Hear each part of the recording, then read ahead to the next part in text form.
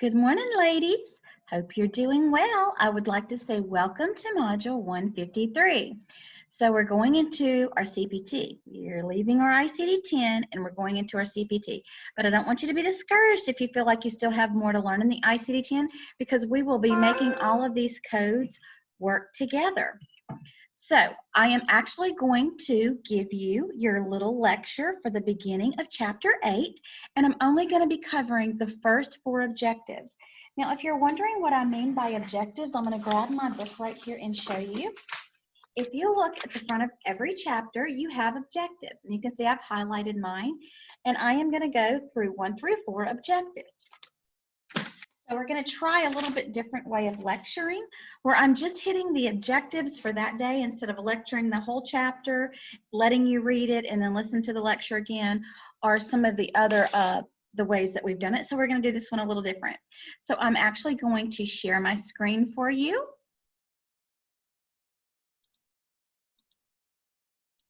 And we're going to get into our Google Slides.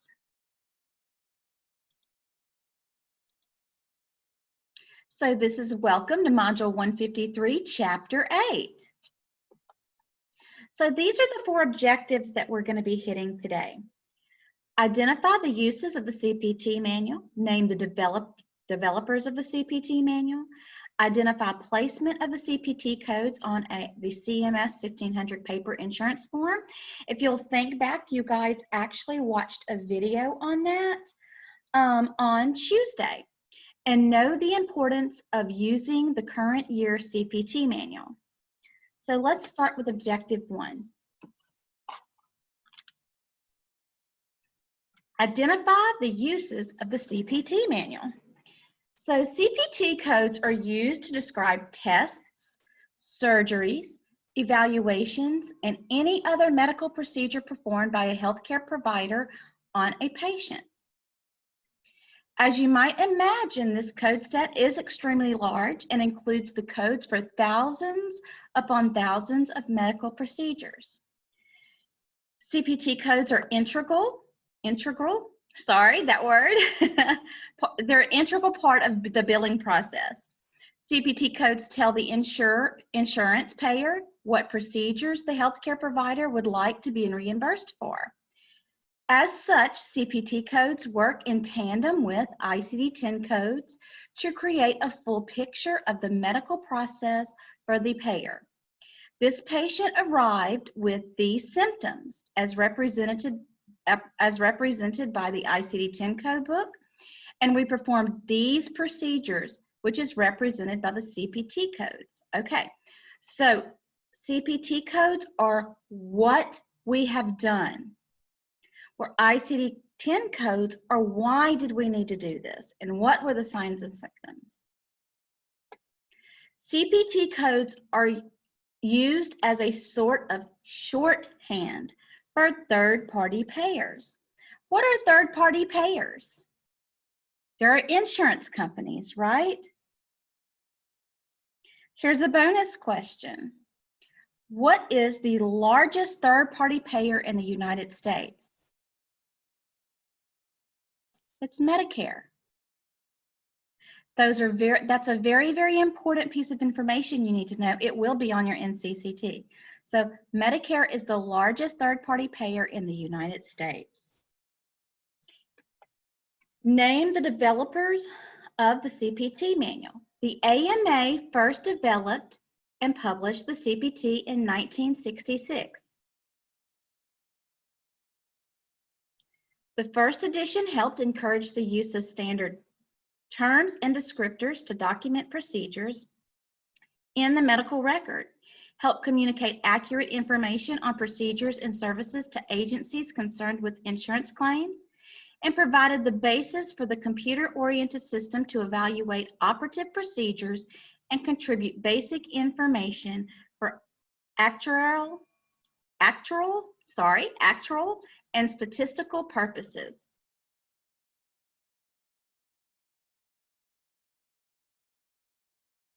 So the AMA first developed the CPT in 1966. That's important to know.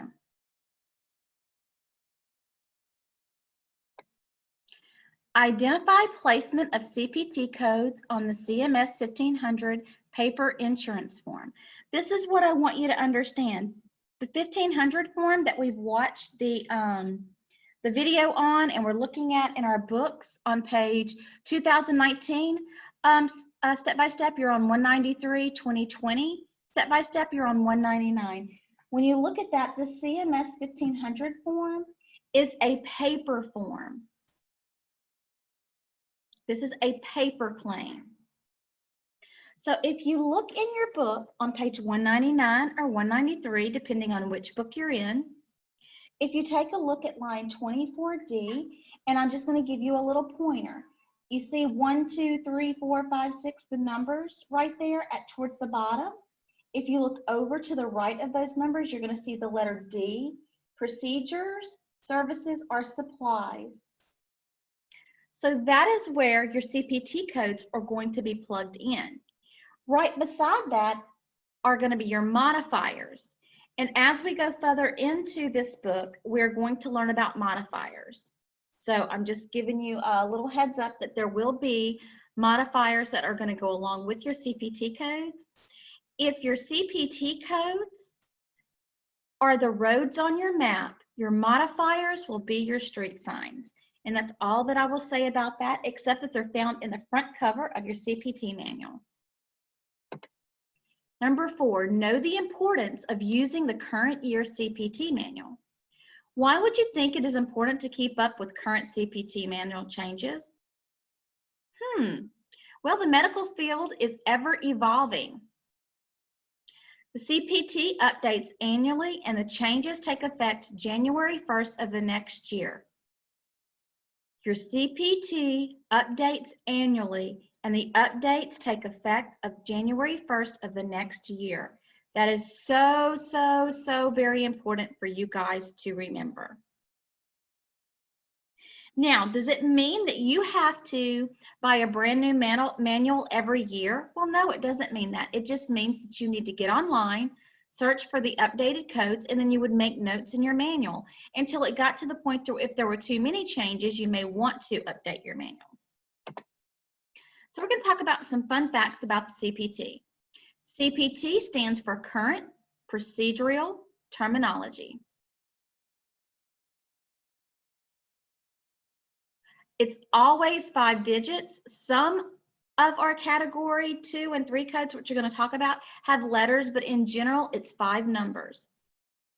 It's broken down into categories. Your CPT is broken down into categories. Category 1 codes are used most often, and they are payable. Golly, guys, tongue-tied today. They are payable. They're what the doctor sends in to get paid. Okay, category 1 codes are divided into 6 sections: evaluation and management, anesthesia, surgery, which is the largest, radiology, path and lab, and number 6 is medicine. Guys, that is spelled wrong, so please forgive me. I will update that spelling. I don't know what happened there.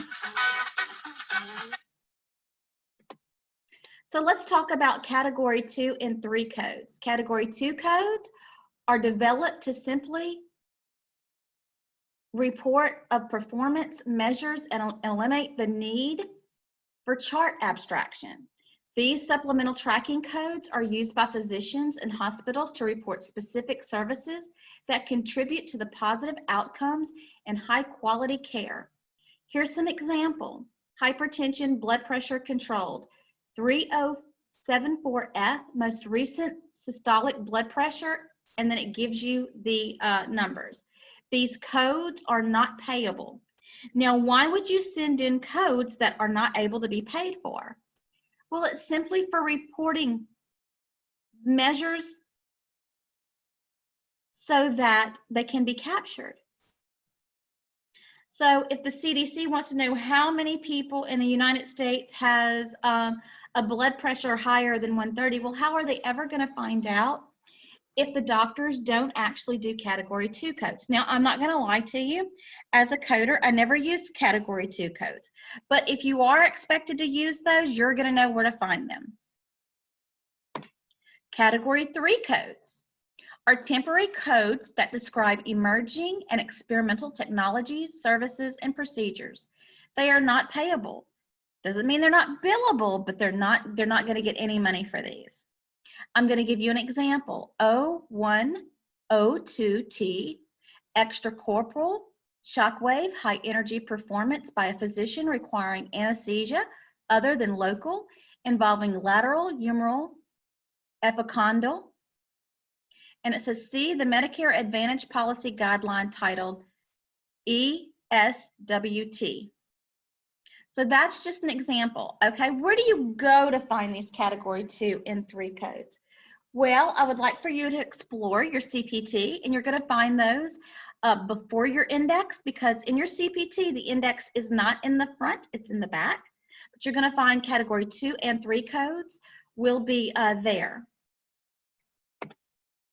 So here are some questions that I would like for you to answer and submit your answers for.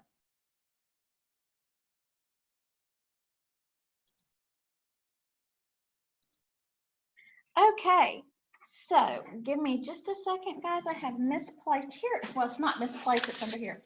I want for you to take the time today, and you see how I have labeled my CPT? Well, the CPT is a little generous. It's going to give you, when you open up your front cover, it's going to give you these little tabs. And I would like for you guys to go ahead and to begin to tab your CPTs along with the 5 questions I just gave you and your homework and other things you have to do today. I would like for you to send me a picture of your tabbed CPT. I hope you guys have a great day, and I'll talk to you soon. Bye-bye.